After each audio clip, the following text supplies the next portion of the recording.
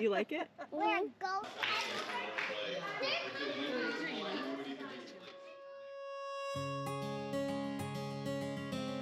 Start this thing up. I think it was a friend of mine, her name is Peg Fashon, she had said, hey, you should check this out. And then I checked with John, and John said, yeah. Well, the idea was welcoming. The whole idea, I think, of the MNPAiR was that trying to make the parks more accessible and getting more people to stop by or have a reason to stop by.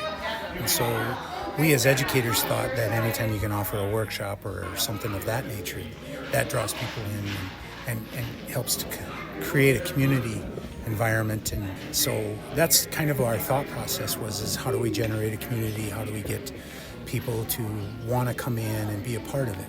And it's a little bit of like adjust as we go too, like with the weather and things like that. Sometimes the classes are like, oh, I guess we're going to be packing up early today because it's not, it's thundering, lightning and raining and whatever. But and then we kind of adjust with every age group that comes. Sometimes we have young families. Sometimes it's someone that just happens to be riding bike through the park and they stop and want to know what we're doing. And sometimes they saw it advertised and planned to come and have come for 2 or 3 weeks in a row. So it's kind of a real variety of people that we're getting through, and that's also been fun to see, that variety. Tammy does a great job of making mosaics and does it as a community event where people come in and take part making parts, and then you put the whole part together and it makes a whole. And I dabble in carving and was thinking of creating environments like Inukshuk's or cairns that are people looking like, that would create these large items that look like people standing off in the distance, and it would make people wonder, well,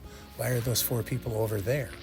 And then it generates the interest of them having to walk over there and look. So they enter the park, they go to see what that is, and it just invites interest. It's not like it's meant to be this overwhelming, groundbreaking, oh.